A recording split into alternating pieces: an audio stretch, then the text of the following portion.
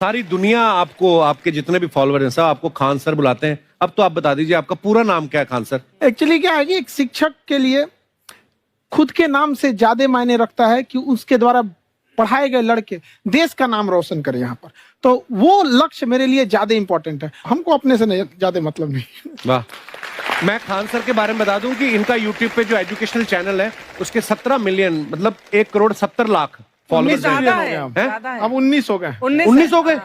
बाप रे, क्या बात है, वाह।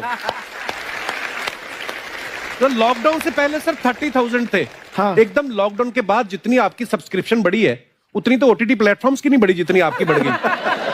ये नेक काम की शुरुआत कैसे हुई थी खान सर? लॉकडाउन से पहले हम लोग ना ऐसे फिजिकली क्लास में ज्यादा पढ़ाते थे। अच्छा जी। क्लास में भी बहुत भीड़ रहती थी, लड़के पढ़ नहीं पाते थे। मजबूरी हो गई लॉकडाउन के बाद यूट्यूब पर पढ़ाना, क्योंकि दूसरा कोई ऑप्शन ही नहीं था। और हमको भी नहीं समझ में आया कि लोगों ने क्यों इतना ज्यादा सब्सक्राइब करते गए, क्योंकि हम तो वैसे ही पढ़ा रहे थे जैसे पहले पढ़ाते थे वहां पे। तो बस ये रहता है कि लड़कों को पढ़ाई से रिलेटेड उसको डाउट ना रह जाए कोई भी, क्योंकि जब हम लोग पढ़ते थे ना तो सबसे पीछे आते थे, हम लोग क्लास के पीछे बैठते थे। हम लोग मान लिए थे कि ये लोग बहुत अच्छे पढ़ने में, हम लोग का तो कुछ नहीं हो सकता है यहाँ पे। और घर वालों को भी लगता था तो जीव ले ला, कैसे भी काम चल जाएगा। बाद में हम लोग को पता चला ना कि टीचर की गड़बड़ी थी, हमारे ऊपर ब्लेम लगा दिया। सर आइए, बहुत बहुत स्वागत है आपका। वाकई एक्चुअली अगर पढ़ाने का तरीका इतना सरल हो, आसान हो, जैसे ना सर मुझे बचपन में ना मुझे हिस्ट्री का पढ़ने का बड़ा मजा आता था। बड़ा होके पता चला कि मेरा हिस्ट्री में तो था इंटरेस्ट, पर मुझे कहानियां पढ़ना अच्छा लगता था जी। आज मुझे थोड़ा लिखने का भी शौक है, एक आध कुछ शायद फ्यूचर में चल के आप वो भी कुछ ऐसा देखें, तो मतलब मुझे शौक है लिखने का। अब जाके समझ में आया कि वो क्यों अच्छा लगता था, उसमें कहानी होती थी। तो ये नहीं हमें पढ़ाया, हमें रट्टा मरवाते थे। तो ये जो आपका ये जो तरीका है ये बहुत ही बढ़िया है। काश हमारे समय में भी ऐसा होता, यूट्यूब पे अच्छे अच्छे शिक्षक होते। हालांकि हमारे टीचर भी बहुत अच्छे थे। लेकिन इतने डिटेल में खान सर, मैंने आपके वीडियोस देखे हैं, मतलब जिस सब्जेक्ट को आप जानते भी ना हो और अगर लेक्चर देखें और सुने तो उसमें इतनी रुचि पैदा हो जाती है। बिकॉज हम सब टीचर्स के द्वारा ही पढ़ाए गए हैं और हमारे अच्छे टीचर्स भी रहे हैं, लेकिन जरूर आप में एक बहुत ही खास बात है कि आप हर सब्जेक्ट को बहुत इंटरेस्टिंग बना देते हैं। और थैंक यू। इसमें क्या है ना, टैलेंट जो है ये टीचर्स को विजुअल ट्रेनिंग कैसे देनी है, जो बताया अभी कपिल जी ने। कहानी, मैं एक छोटा प्रश्न पूछता हूँ, असैसिनेशन की स्पेलिंग किसको मालूम है? लोग बिलीव नहीं करेंगे लेकिन मुझे मालूम है। असैसिनेशन की स्पेलिंग होती है भाई एस, एस माने गधा, गधे के ऊपर एक और गधा, एक और एस, उसके ऊपर आई मतलब मैं पूरा, और मेरे ऊपर पूरा देश, नेशन। S I nation. तो ASSASSI मैं ये जितना विजुअल कर दें पढ़ाने को, जितना आसान कर दें। वो याद नहीं होता था रेडियो किसने बनाया, बोला रेडियो चल नहीं रहा, इसको मार थप्पड़ मार, कोनी मार, कोनी मार, कोनी मार, कोनी ने बनाया। याद हो गया, मार कोनी ने बनाया। जितना विजुअल कर दो। जैसे आपने कहा कि कैसे किसी चीज को इतना अच्छा समझा देते हैं, वो आधे घंटे के क्लास के लिए पीछे 1 हफ्ते का मेहनत होता है। मैं ये भी पूछने वाली थी कि कितनी मेहनत लगती है आपको। वो डिपेंड करता है कि हम कब तक सेटिस्फाई नहीं हो जाते। अच्छा। कभी कभी तो कोई चीजें 2-2 महीने से अटकी हुई है, जब तक हम नहीं सेटिस्फाई होते, नहीं इसको ऐसे नहीं, अब लड़के समझे तब तक नहीं बताते उसे। कहते हैं ना, दुनिया ने मेरी बुलंदियां देखी, किसी ने पाँव के छाले नहीं देखे। क्या है ना कि हम लोग अपने स्टूडेंट लाइफ में इतना पीछे थे ना, कभी कभी अपने आप को से डर लगने लगता था, या हम कहाँ आ गए, हमारा कुछ हो सकता है कि नहीं हो सकता है यहाँ पे। तो लेकिन ना कुछ सीखने का बड़ा शौक था। हाँ। तो जैसे एक फिल्म बनाने से पहले डायरेक्टर कितने महीने की प्रैक्टिस करता है, 2 साल की मेहनत के बाद एक 3 घंटे की फिल्म बनाना पड़ता है। उस तरह से थोड़ा काफी मेहनत करना पड़ता है पीछे से, तब जाके समझ में आता है। और धीरे धीरे एक्सपीरियंस होने से थोड़ा समझ में आ जाता है कि क्या, कहाँ पे कौन सा चीज डाउट आएगा वहां पे। और आपसे पढ़ाई करने का ये भी फायदा है, ये पीट नहीं सकते ना यूट्यूब चैनल से, अंदर से निकल के थप्पड़ भी नहीं मार सकते। हमें तो पीटा ही इतना है ना, हम तो मतलब टीचर से सवाल नहीं पूछ सकते थे। अभी बचपन में पूछ भी लिया ना कि सर सूरज कितना दूर है, तुझे जाना है उधर है। मतलब ये नहीं कि बच्चे के साथ दोस्ती करो, उसके साथ। आजकल माहौल बहुत बदल गया है, अब तो बच्चों की पिटाई भी नहीं होती, हमारे बड़ी पिटाई होती थी। हम भी कहते हैं, हमसे भी लड़के नहीं पूछते हैं, क्योंकि उन्हें पूछने की नौबत ही नहीं आती है। क्लियर हो जाता है ऐसे ही। वाह, क्या बात है। मैंने देखा है सर आपके फॉलोअर्स में रवीना टंडन भी है एक। तो जब आप आए, कितनी मुस्कुराहट आई खान साहब आपके।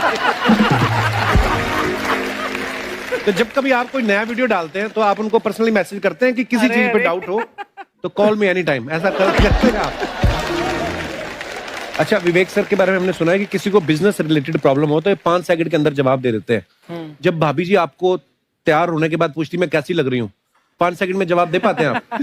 देखिए, इसमें तो सभी लोग पीड़ित हैं और हर जगह, हर घर में ये जरूर सुना होगा सबने कि बच्चों के चक्कर में तुम्हारे साथ रह रही है, वरना तुमको तो कब का छोड़ के चली गई होती। ये बड़ी कॉमन बात है। So right. So right. Parmeet sir बोलते हैं आपको ऐसा? आप तो कभी नहीं बोलती होंगी। इनका उल्टा है, इनका एटीट्यूड पति वाला है वैसे, तो इसलिए। क्या प्रॉब्लम है? नहीं, कोई औरतों को प्रॉब्लम मतलब मर्दों से कम बिल्कुल मत समझो। नहीं, ठीक है, पर ऐसे मुक्के वगैरह नहीं मारने चाहिए आपको। सर आपने अभी तक शादी नहीं की ना खान सर? नहीं। इतने पॉपुलर हो गए आप, आपका सेंस ऑफ ह्यूमर इतना अच्छा है, तो बड़े सारे प्रपोजल तो आते होंगे आपको। अभी तो इधर कुछ नहीं है ऐसा। खान सर पर्सनल सवालों का जवाब कम देते हैं। अच्छा, जैसे हम शादीशुदा लोगों को देखने के बाद हमको थोड़ा सा और अच्छा, कई बार ना इंसान ज्यादा मोटिवेशनल स्पीकर्स को सुन लेना तब भी कंफ्यूज हो जाता है। कोई कहता है बड़े सपने देखो, गाड़ी लो, बैंक बैलेंस बनाओ। कोई कहता है कि इच्छाएं नहीं रखनी चाहिए, ये दुखों का कारण है। हम किसकी सुने गुरुजी? सुने सबकी, करे खुद की।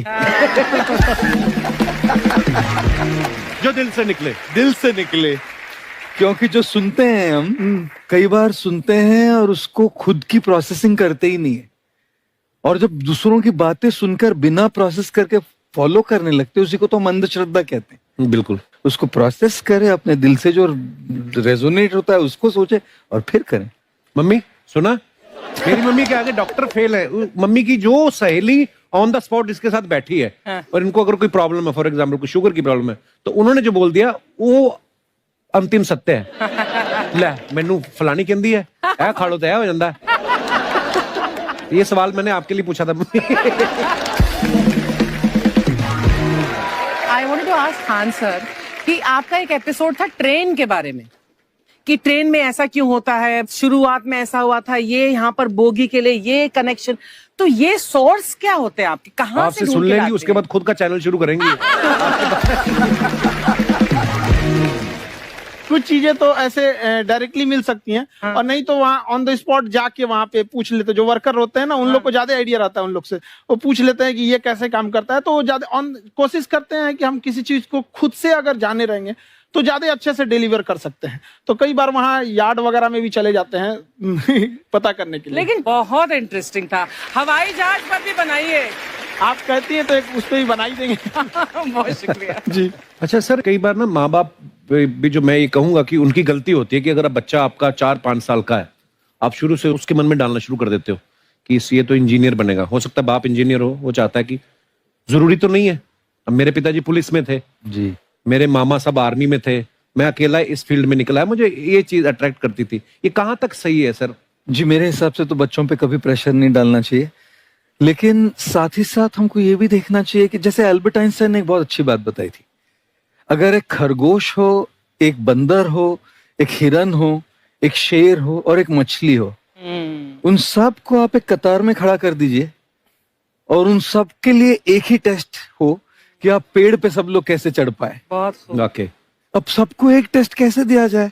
मछली तो आत्महत्या कर लेगी सोच के कि मैं तो कोई पास ही नहीं होंगी, ये मछली कैसे पेड़ पे चढ़ेगी? राइट। लेकिन कई बार ऐसे हो गया ना कि एजुकेशन सिस्टम ऐसी बनी है कि बस ग्रेड्स हो गए, सब्जेक्ट्स पढ़ने हैं, Right. जो भी किया है, और वो भी जरूरी है, लेकिन वो करते करते बच्चों के जो इंटरेस्ट है, बच्चों की जो पैशन है, उसमें उनको एंकरेज करना बहुत ज्यादा जरूरी है। एक पिताजी एक बार अपने बेटे को ऐसा चाटा मारे जोर से, तो पड़ोसी ने पूछा क्यों मार रहे जी? बोला कल रिजल्ट है इसका। कल रिजल्ट? तो बोले रिजल्ट कल है ना साहब, तो आज क्यों मार? कल बाहर गाँव जा रहा हूँ, कल का काम आज निपट के करता हूं।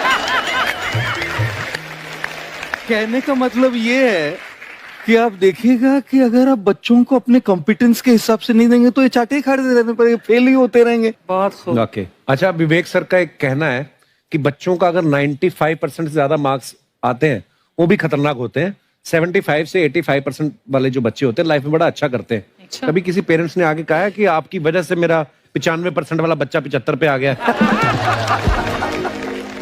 नहीं, बेसिकली 95%, देखिए स्कूल में जो पढ़ाई हो रही है, जो बताया, वो classroom based conceptual theoretical approach है। और उसमें बच्चे को क्या चाहिए, एक कॉन्सेप्ट होता है कि जिस सब्जेक्ट में 10 में से 3 आ रहे हैं उस पर फोकस करने की जगह वहां फोकस करो जिसमें 10 में से 7 आ रहे हैं, ताकि उसका सुपर स्पेशलिस्ट बने। पर वहां सब कुछ पोर किया जा रहा है, तो 95% के चक्कर में, 98% के चक्कर में अपनी ओवरऑल डेवलपमेंट कर नहीं पाता है।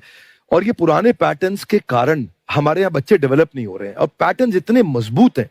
तो मैं ये लोगों को बोलता हूं कि बच्चे को जो उसको आता है, जो उसको भाता है, जो बाजार चाहता है, जब इनका कॉम्बिनेशन बन जाता है तो बच्चा इतना सफल हो जाता है कि उसके मुकाबले कोई और खड़ा नहीं हो पाता क्या है। बात है, बहुत अच्छी बात। मैं